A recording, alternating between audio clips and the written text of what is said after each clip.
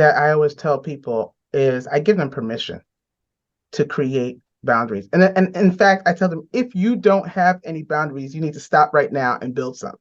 It is very important.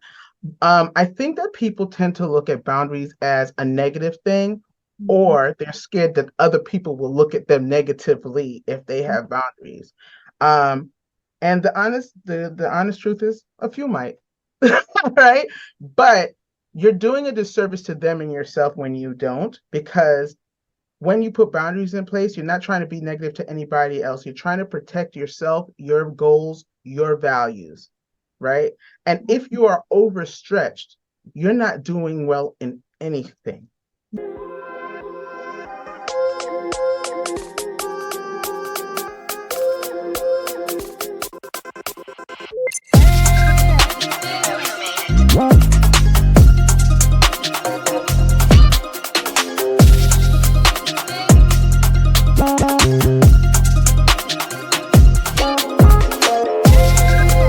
Hello, Empower Nation. Welcome to Empower Her Money podcast. I am your host, Angela Duncan, speaker, best-selling author, serial entrepreneur, and we talk all things money and business. Today's episode is sponsored by freemoneytipsbook.com, freemoneytipsbook.com. Head over there, download your free ebook to get you started on your financial journey today. I am interviewing Dr. Judy Wright, and she is going to talk about why it's so important for you to set boundaries and what's the best way for you to do that.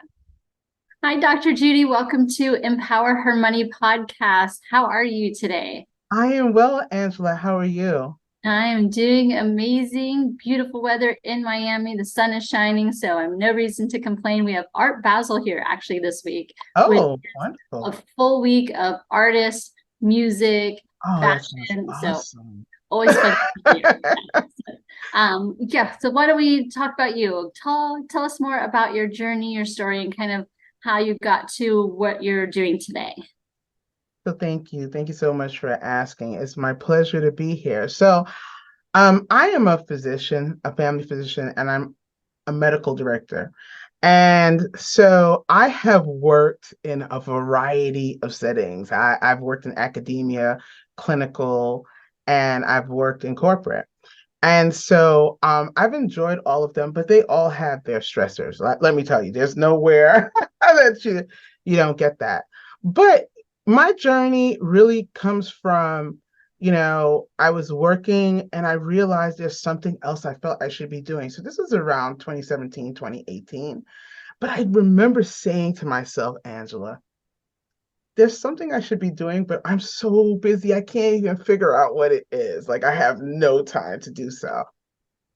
And stresses were building because, as you have turnover and people leave, more responsibilities are on you. And so what I found myself doing was I would start working early.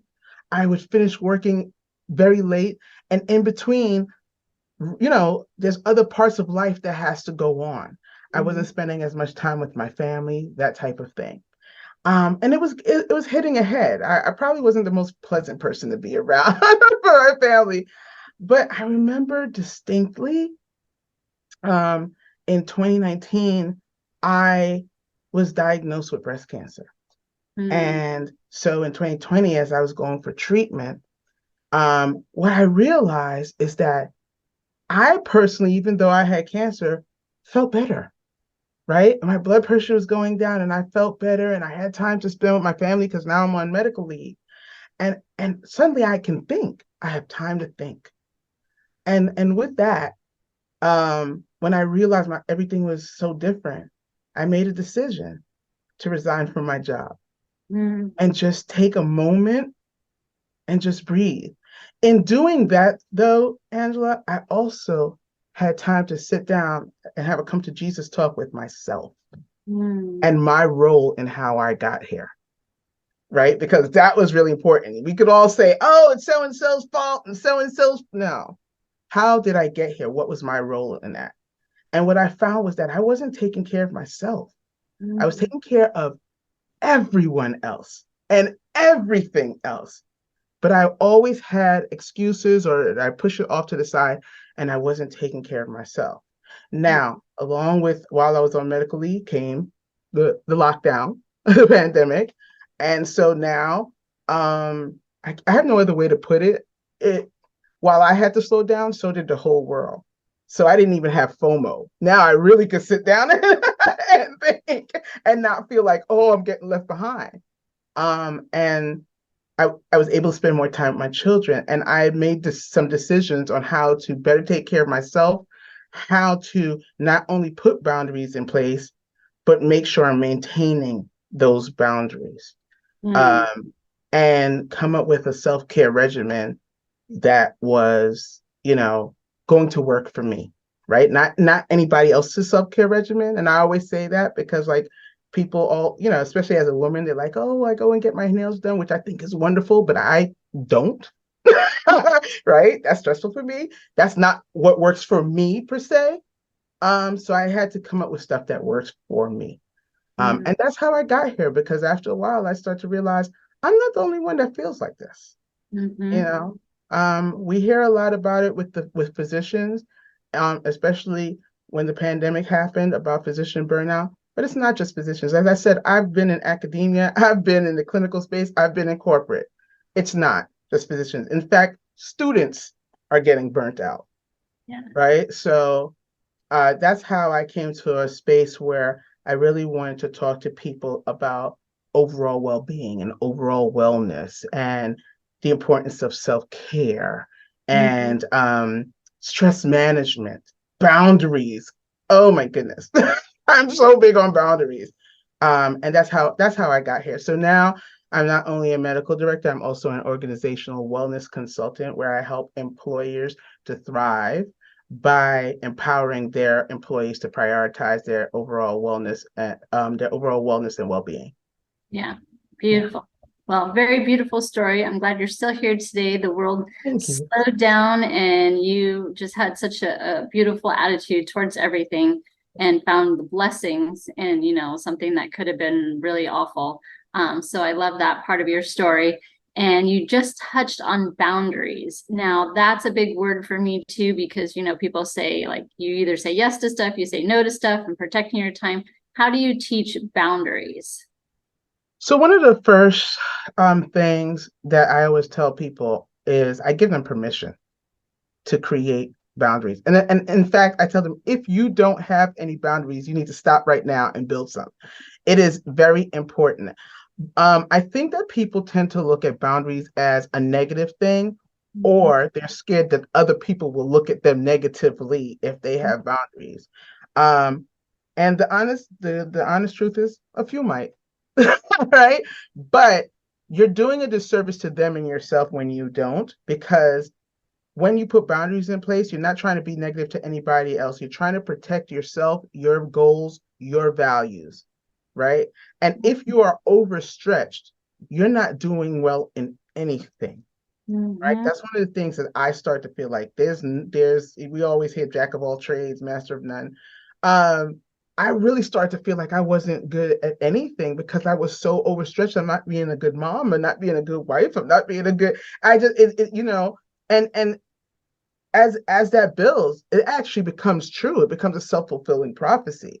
So you're not doing them any favors when you tell people yes, yes, and then you can't even fulfill it because you said yes to everything. It Mm-hmm. doesn't mean you have to be mean about your no, although some people do need a mean no.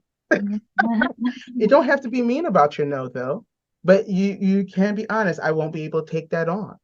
If it's at work, it may be, I would love to be able to do that, but this is what I have on my plate right now. If they're insistent, who can we spread some of this out to so that I can do this? Right? So I am not only just an advocate of boundaries, I really am like, you need to get boundaries. If you don't know what they are, sit down and figure them out. And they can be fluid. And by fluid, I don't mean, oh, you could just let them go at will. By fluid, I mean, as we grow, our boundaries may change, right? And we need to be willing to sit down and reevaluate it and treat it like a life document. Yeah. Yeah.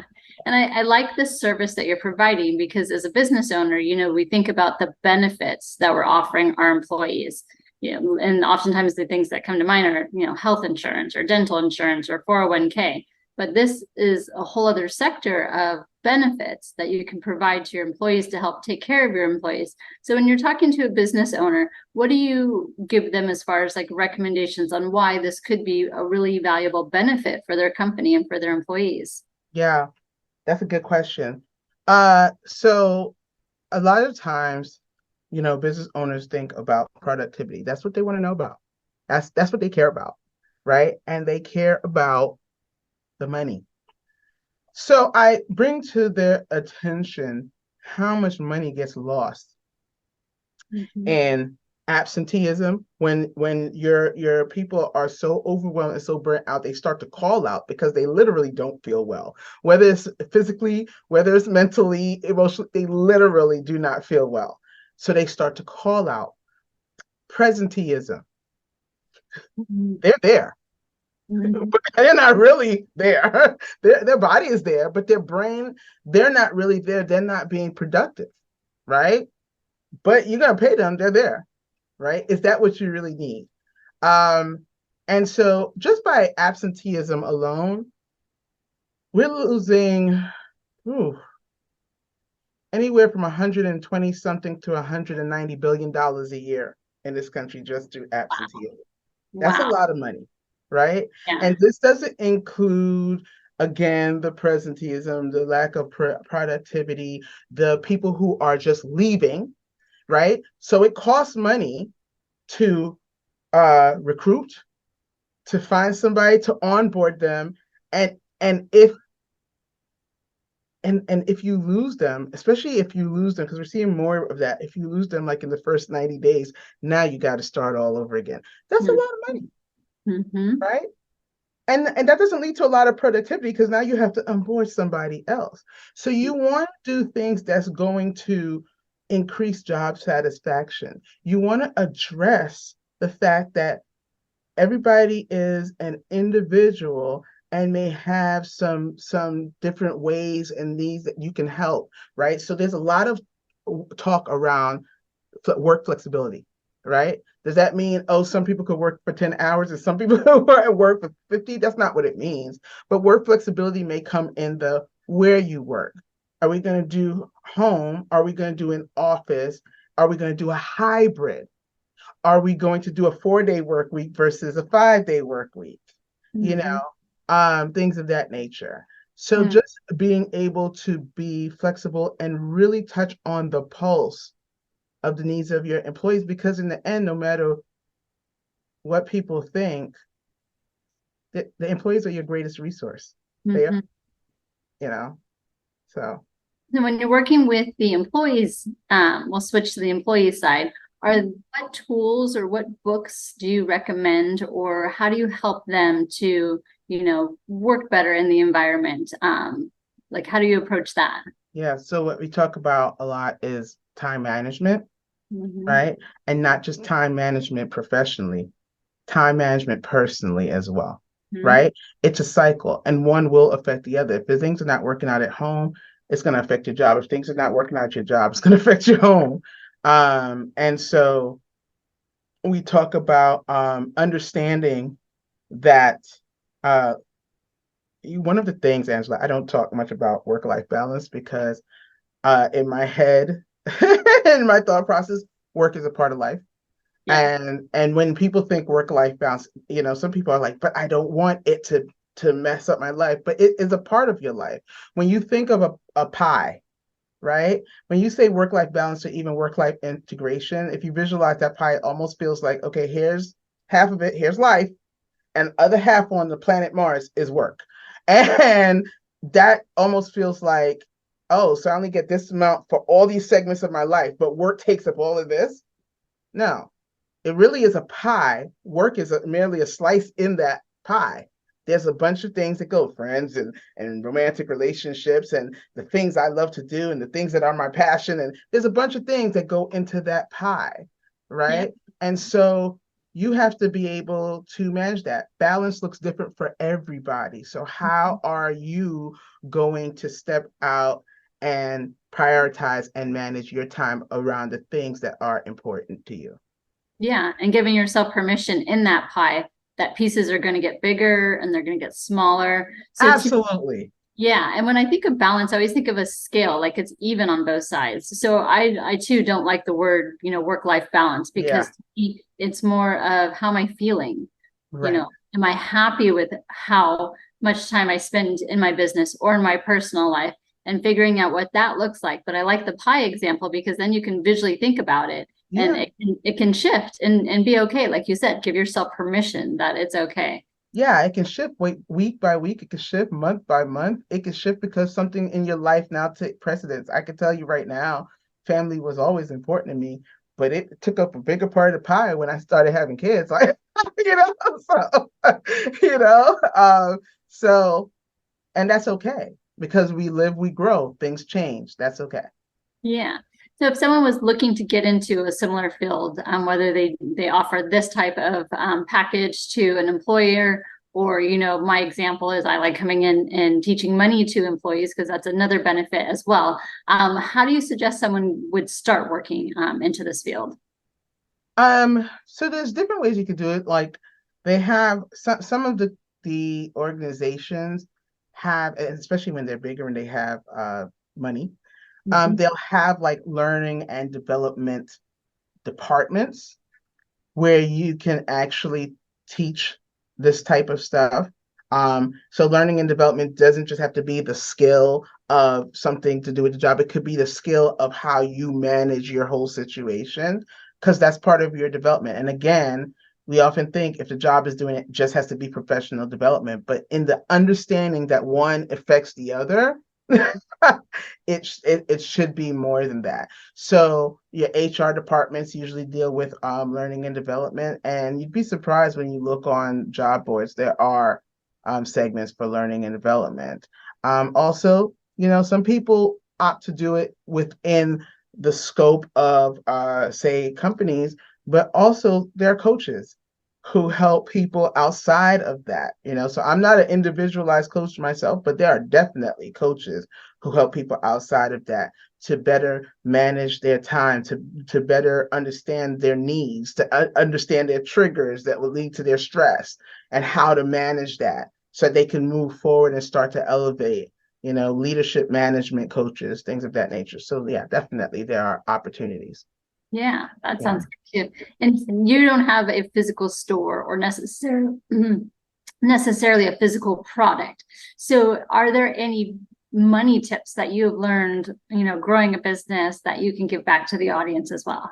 Ooh, growing a business is not easy. And I will say this, a lot of people let the money factor stop them from growing their business, because it can get expensive. So you have to really pay attention to your dollars, but understand that it doesn't just have to be on you. Sometimes there are people who are willing to invest in you. There may be small business grants that you can get. Look at all of your avenues. Like you just said, physical products. I am currently working on a physical products, right? So I'm working on my self-care flashcards that are actually pretty ready, but I'm going to launch them soon.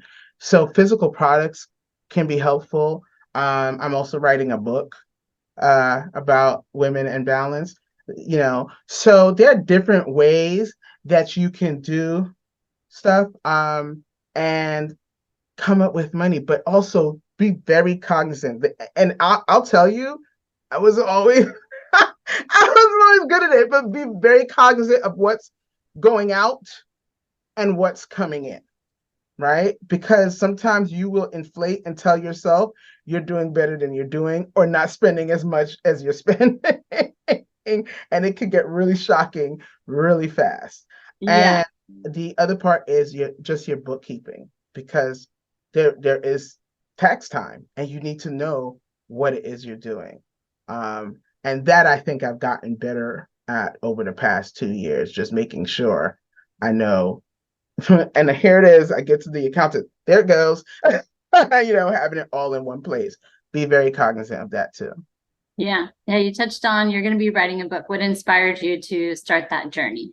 Oh, so it's funny. I was going to write a different book, actually on food allergies, because my children have food allergies and how I deal with that. Because my friends always said to me, this could only you could handle this, because if we had children that had all these food allergies, so what would we do? But only you could do that, because I love to cook. So I was going to figure out ways to deal. Mhm. But suddenly I was talking to somebody who started a publishing company, and that wasn't what she was going to do. And she was talking, and ideas just started to come to my head. She said everybody has more than one book in them. I was like, no, no, I don't. And then I wrote something down, and that was that day. And then the very next morning, literally 7 more titles came to my head. But the very first thing was the thing that I'm talking on now, balance. And in particularly women, because Mhm. I'm a woman, you're a woman, right? But unlike anyone else, our juggling game is can be very impressive, Yeah. right? Um, but while it's being impressive, we could actually miss out on some stuff and cause us to really feel off kilter, and cause us not to move to our level of success the way we wanted to. It can keep us down professionally and personally. And Mhm. sometimes we don't realize that that's happening because we're too busy juggling, Mhm. right? So that's what encouraged me to start writing this book. I'm actually in the editing phase now. Yes, no, that's good too. And be able to share that story, with the world, because Yeah. this is something that you're teaching in your business every day. So to provide it in a different platform for people to receive the information. I love the Right. book writing too. I'm a big book person, so I like to read a lot of books. I'm excited for you on the book Thank too. you.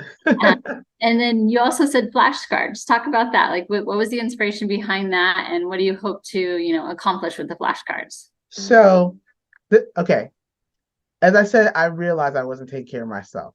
I know I'm not alone. But one of the things about um, self-care is that people make the mistake that it has to take a long time.